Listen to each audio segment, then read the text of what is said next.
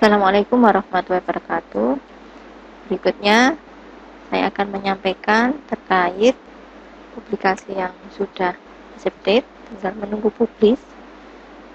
Saya pernah membuat video sebelumnya, yaitu ini ya, artikel-artikel yang masih update tinggal menunggu publis, baik di conference ataupun di jurnal. Nah, yang kali ini di jurnal Register dengan judulnya Recognize the Type of Being Using Artificial Intelligence. Nah, artikelnya sebenarnya sudah bisa dicek di jurnalnya, tapi masih belum ada file PDF-nya. Jadi ini publikasinya. Saya jelaskan satu persatu. Sebenarnya saya pernah melakukan klasifikasi jenis daun kacang ya. Awalnya ini ya, tapi ada revisi. Terus intinya direvisi udah seperti tadi itu, pengenalan jenis daun kacang. Udah sekarang artificial intelligence. Terus di sini datasetnya itu sebenarnya sudah pernah saya pakai untuk publikasi saya. Saya cek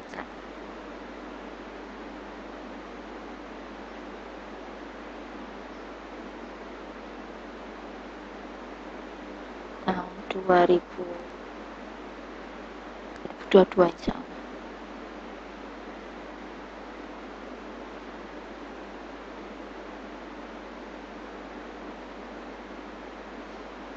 Nah, ini Inut Lab Types Identification.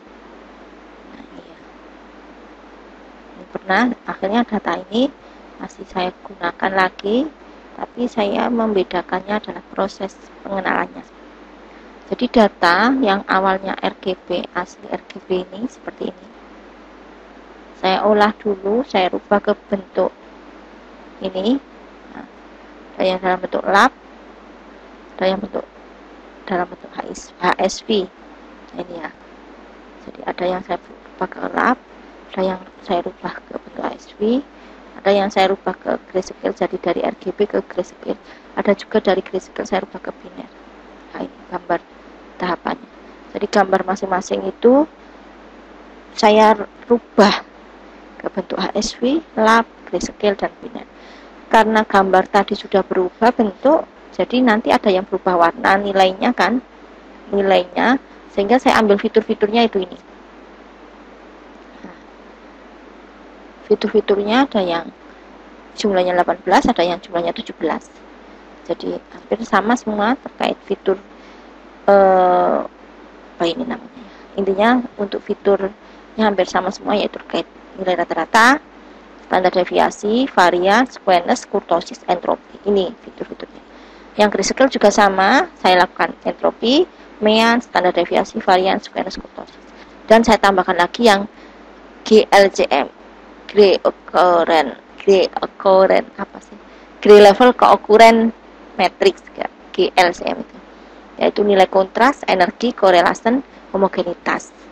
Nah, dari nilai-nilai ini nanti dipakai untuk pengenalan.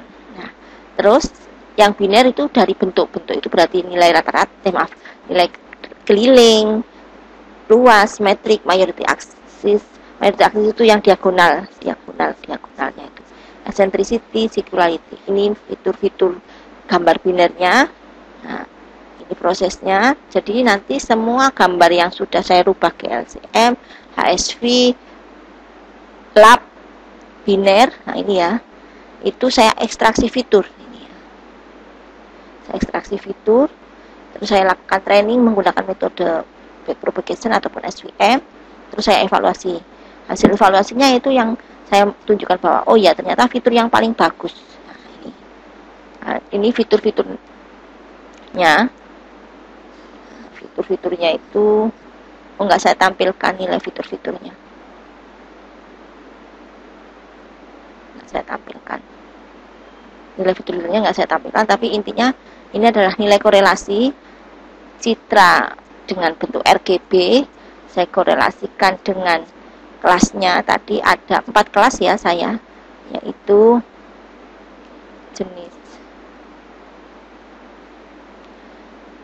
kacang hijau, kacang kedelai, kacang panjang, dan kacang tanah. Ini jenis-jenisnya. Kemudian saya cari korelasinya. Nilai korelasi untuk gambar RGB yang paling tinggi adalah nilai standar deviasi. Tapi nilai korelasinya pun hanya 0,1.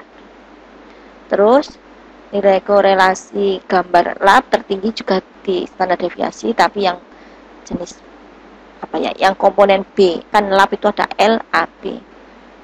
Terus yang HSV itu juga nilai standar deviasinya yang tertinggi korelasinya, yaitu yang komponen HSV, H-nya yang tinggi.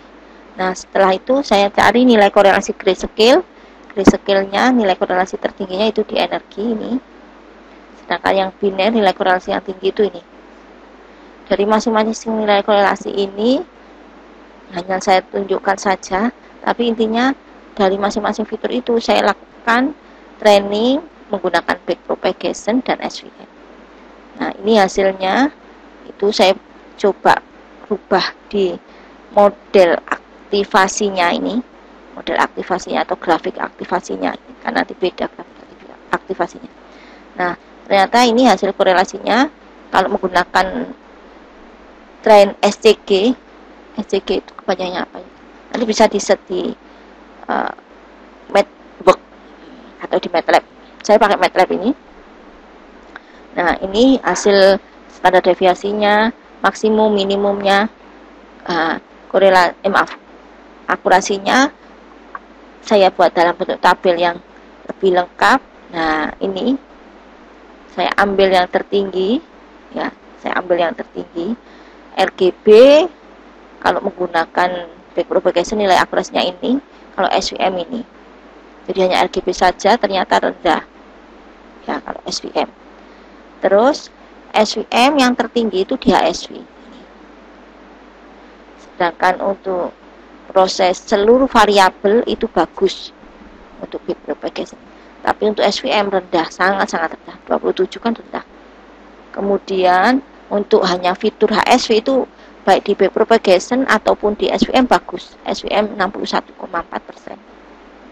Sedangkan backpropagation menggunakan fitur HSV 82,28. Nah, ini diagramnya, artinya bisa ditarik kesimpulan bahwa untuk melakukan klasifikasi ataupun identifikasi, intinya pokoknya yang berhubungan dengan menentukan atau membuat suatu sistem klasifikasi dengan menggunakan fitur, ini gambar ya, untuk fitur yang paling bagus adalah citra HSV.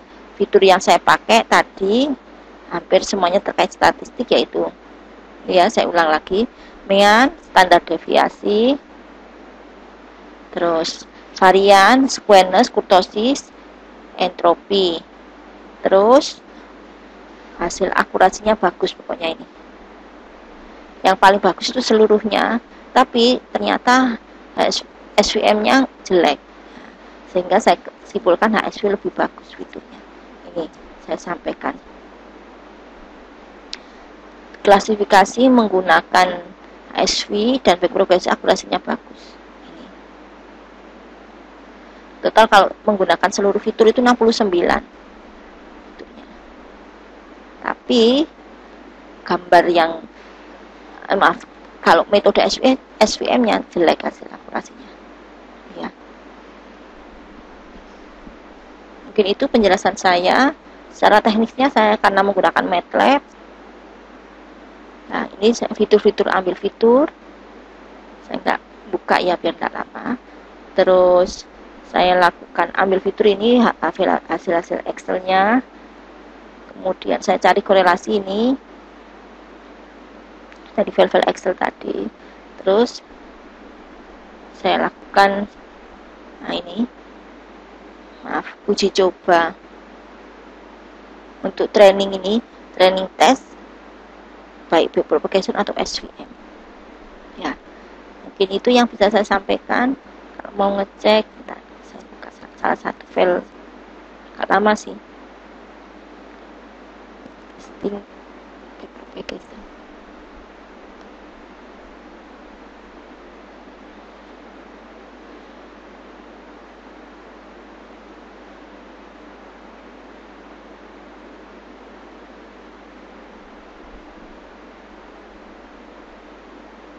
Lama.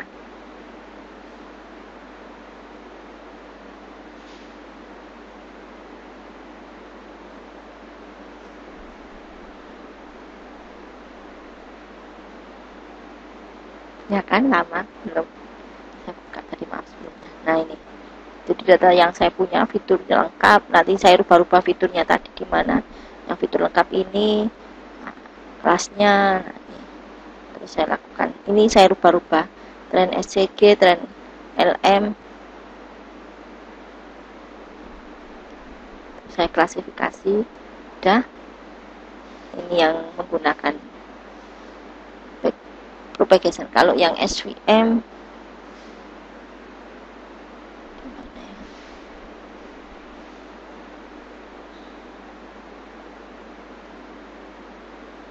Bukan ini.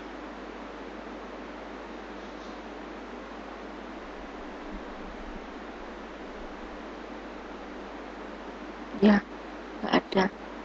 Intinya kalau yang SVM saya pakai FOC. SVM multi. Nah, ini ECOC gitu. Ini